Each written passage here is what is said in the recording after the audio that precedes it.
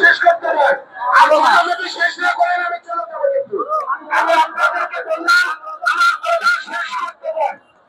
আমি আপনাদেরকে বলতেছি এখানে আমরা যাদের সহযোগিতায় দীর্ঘ 21 দিন প্রেস ক্লাবের সামনে, আপনারা আজকে অনেকেই নতুন এসেছেন, অনেকেই এই 20 দিন খবর ছিল না। আমি আপনাদের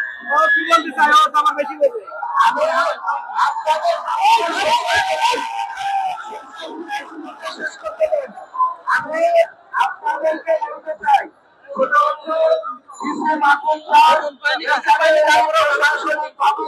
আমাদেরকে নিয়ন্ত্রণ করতেছেন।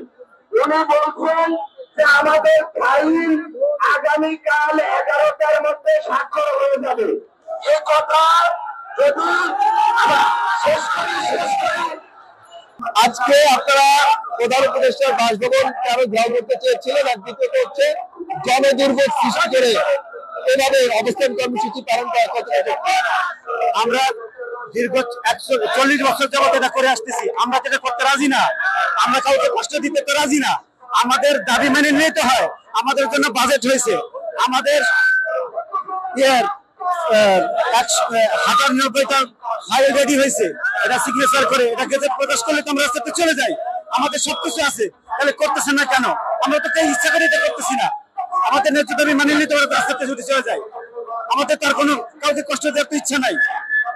আপনাদের দাবি কেন মেনে নেওয়া হচ্ছে না, কি মনে হয়?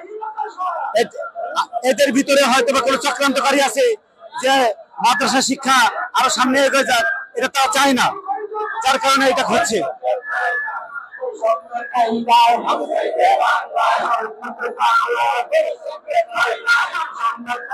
হাজার হাজার শিক্ষার্থী রাজপথে অবস্থান করছে এবং বিভিন্ন স্লোগানের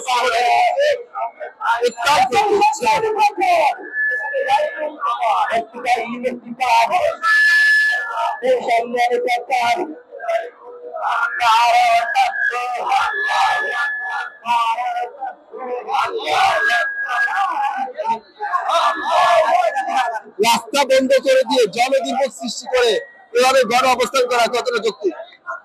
আমরা তো এখানে জনদুর্ভোগ সৃষ্টি করার জন্য এখানে বসে নাই। আমরা আমাদের ন্যায্য দাবি আদায় করার জন্য আমরা এখানে অবস্থান করেছি। আমাদের দাবি আজকে আদায় করে দিয়ে দেবে, আমরা এখান থেকে চলে যাব। আমাদের কোনো প্রকার কাউরে জনদুর্ভোগ করার উদ্দেশ্যে আমরা আসি নাই। কারণ আমাদেরকে জানুয়ারির 28 তারিখে জাতীয়করণের ঘোষণা দিয়েছে, তারই বাস্তবায়ন করার লক্ষ্যে আমরা এখানে উপস্থিত হয়েছি। আমাদেরকে আজকেই এখানে ঘোষণা দিয়ে দেখ, আমরা এখান থেকে চলে যাব। আমরা চাই না আমাদের জন্য কোনো জনদুর্ভোগ সৃষ্টি করতে।